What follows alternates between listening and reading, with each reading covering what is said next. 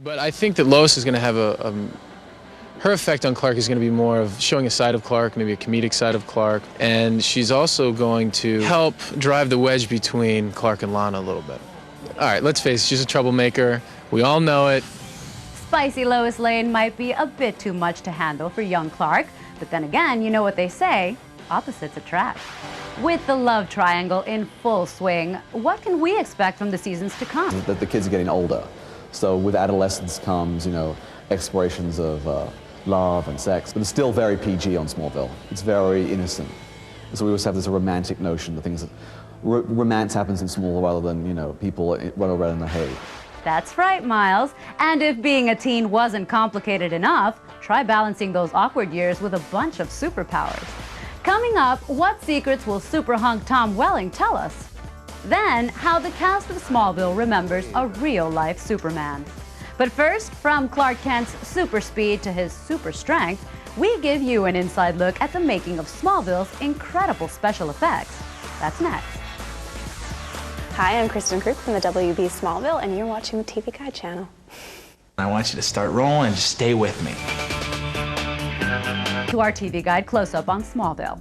Ever wonder how they make Clark Kent run at super speed? Or how he moves objects with his super strength? Recently, TV Guide had the chance to visit the special effects team in charge of making all the magic come to life on Smallville. Marker, please. Daily marker.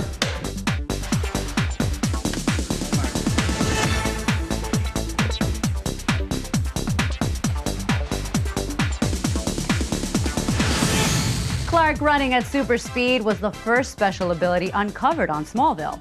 And although it may look seamless on screen, it takes an entire team of special effects masters to make it all happen. Hi, I'm Matt Beck, and I'm president of Entity Effects. We do the visual effects for Smallville. Super speed is one of the base effects of the show where you do it all the time. Sometimes we'll have somebody running behind him with a high-tech device like a leaf blower. And sometimes we don't need to do that. It depends what he's running on. And sometimes we'll have a stunt person running a long distance and we'll have Clark step in depending on scheduling and things like that. And sometimes the camera will be moving and sometimes it won't be. And then we just take it into the computer and start processing it. One of the first things we do is we have to isolate him from the background. So through a process called rotoscoping, which is basically just drawing a line around him, we isolate him so he's just running against black. And so all of these are also kind of little distortion waves that we generate inside the computer. We do a bunch of motion effects to make it look blurred and tied together. So he's got streaks trailing behind him. That adds to the sensation of speed. And that's what this shot is about. It's always an exploration. We tell them we can do anything.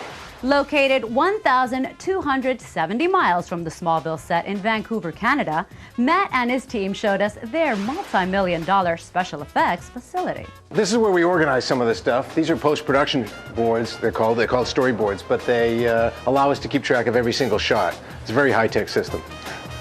And then in here is the machine room, where all those little bits and bytes get crunched at a really high speed.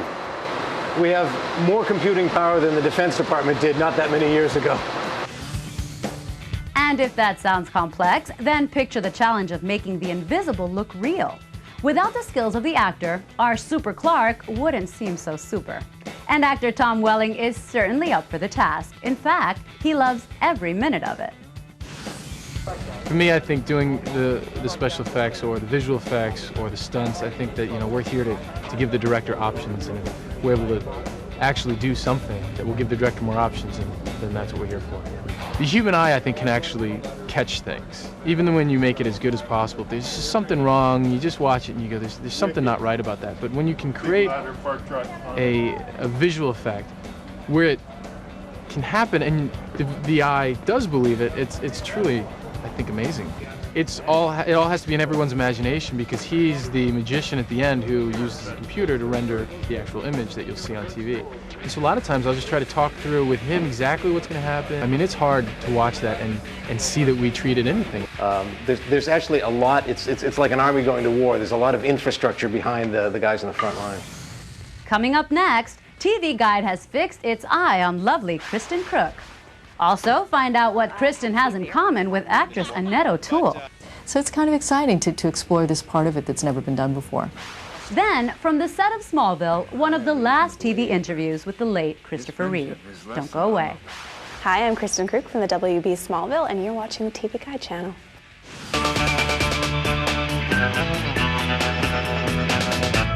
Welcome back to TV Guide Close-Up on the WB's hit show, Smallville. I'm Leslie Ann Machado. Kristin Kreuk plays the lovely Lana Lang, the heartthrob of farm boy Clark Kent. But originally, Lana Lang was first developed in the movie Superman 3 and played by actress Annette O'Toole in the title role.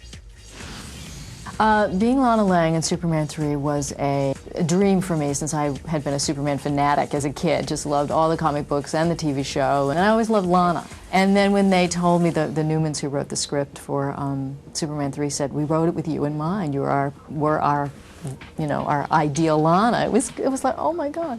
And Chris was just great, and it was wonderful. But it was much more a feeling of being in a comic book. You were doing Superman as, it was very bright, and he's in the suit, and people are whizzing around on wires.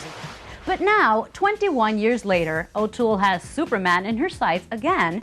This time, she's playing mom to super son Clark Kent on Smallville. This is so different. It's much more interesting for me as an actress to be playing the mother. It's much more complex. I have children, and I'm that age now. I'm thrilled to be a part of it and to be amongst a group of people who are so dedicated to the Superman legend and doing it in a new and brilliant way that I never would have thought to do it. It's incorporating a family drama with a X-Files, fantastic kind of take on a story that we all know really well. And a part of the story we really don't know much about at all, which is how did this person from another planet, this little baby, get to be Superman, this hero on Earth. With many sides of Lana to explore, TV Guide had the opportunity to sit down and have a chat with Kristin about her character's past, present, and future. Life is going to change a lot this season from what I've been told. But I really do like to delve into that though, because it makes somebody who they are, who they grew up with, how they were raised.